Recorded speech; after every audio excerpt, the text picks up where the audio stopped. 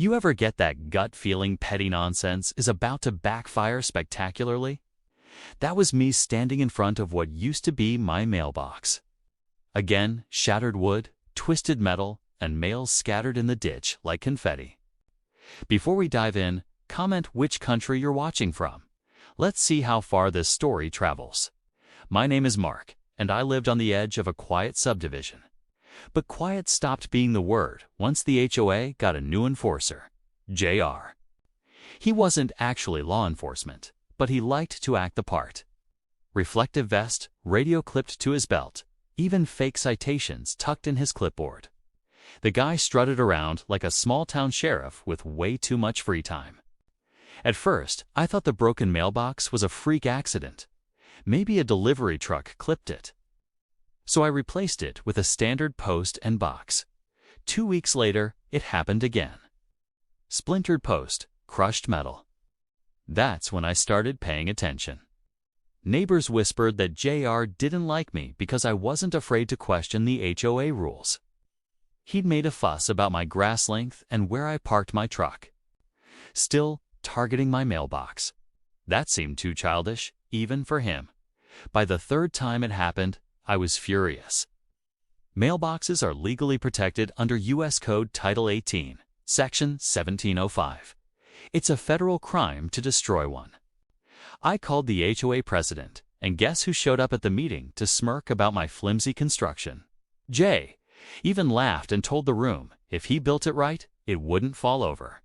That was my first real clue. JR's old pickup had a bent bumper, paint scratched in a way that suspiciously matched the color of my mailbox. Coincidence? Maybe. But my gut told me otherwise. So I set up a wildlife camera near the road, angled perfectly at the mailbox. If JR wanted to keep playing demolition derby with my property, I was finally going to catch him in the act. The footage came in the very next week. At 6:14 a.m., when most of the neighborhood was still asleep, JR's dented pickup rolled slowly down my street. He swerved just enough to clip the edge of my box. Wood exploded, letters flew, and he drove off like nothing happened. I nearly laughed when I saw it. This self-proclaimed HOA cop was literally committing a federal crime in broad daylight. At the next HOA meeting, I stood and calmly laid out my evidence. "Here's JR destroying my federal property," I said, holding up my phone for the board to see. Brenda, the actual HOA president, shifted uncomfortably in her chair. She always defended JR like he was her personal guard dog. Sure enough, she piped up. "Maybe the footage isn't clear. Could be anyone." I hit pause on the video and zoomed. JR's vanity plate, clear as day. The room went silent. He just sat there, arms folded, smug like nothing could touch him. That's when I realized the HOA wasn't going to hold him accountable. I wanted justice. I had to get smarter. So I started researching reinforced mailboxes. According to county code, as long as the post didn't exceed 4 inches in diameter and was breakaway friendly, it was legal. But there was wiggle room. I got creative. Steel core posts encased in decorative brick, hollow enough to meet standards but strong enough to stop a truck. On top, a heavy-duty locking mailbox rated indestructible by the manufacturer. Neighbors watched me work with curiosity. "Upgrading?" one asked. I smiled. "Just making sure it holds this time."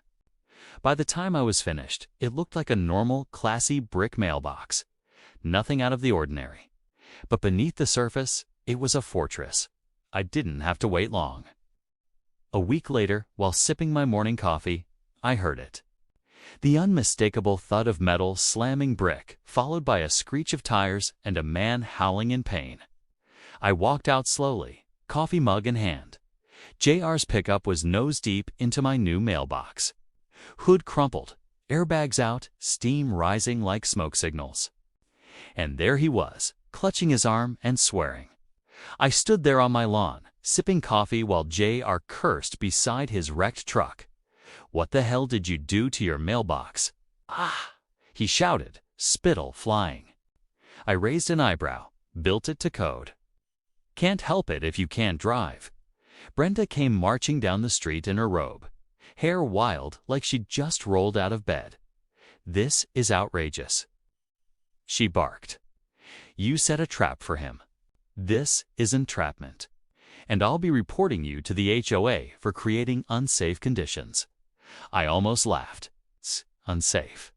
He's the one who hit federal property." Twice, I held up my phone, already recording. The camera caught the crumpled license plate, the mailbox standing strong, and JR's little meltdown. Police arrived within minutes. 2 cruisers, lights flashing. One officer inspected the mailbox, then turned to me. "Did you reinforce this illegally?" "No, sir," I said, handing him the paperwork I had printed weeks earlier. County Code 14.08. Breakaway post, 4-inch diameter. Compliant in every way. Mailbox was purchased directly from an approved manufacturer. I double-checked with Public Works. The officer nodded, impressed. "Looks solid." Brenda pounced, jabbing a finger at me. "He's lying. That mailbox is a weapon." He targeted JR. If you're enjoying Karen Reilly so far, like and subscribe, because the story is only going to get better. The second officer turned to her. "Ma'am, the only crime here is destruction of mailboxes, which is a federal offense under Title 18, Section 1705. And driving into it, that's on your friend." JR turned pale. "Wait, federal offense?" "Correct," the officer said. "Up to 3 years in prison, plus restitution." Brenda's jaw dropped, but I just sipped my coffee, letting the silence burn. The cops cuffed JR right there on the street, reading him his rights while neighbors gathered with their phones out. Brenda tried to protest, but nobody listened. As the tow truck dragged away JR's busted pickup, the officer handed me a card. "If the HOA gives you trouble, call me directly. You've done everything by the book." I nodded. "Thanks, officer." Funny thing about trying to bully neighbors, eventually, the law bites back harder. And let's just say that morning, JR and Brenda both learned what happens when karma wears a badge.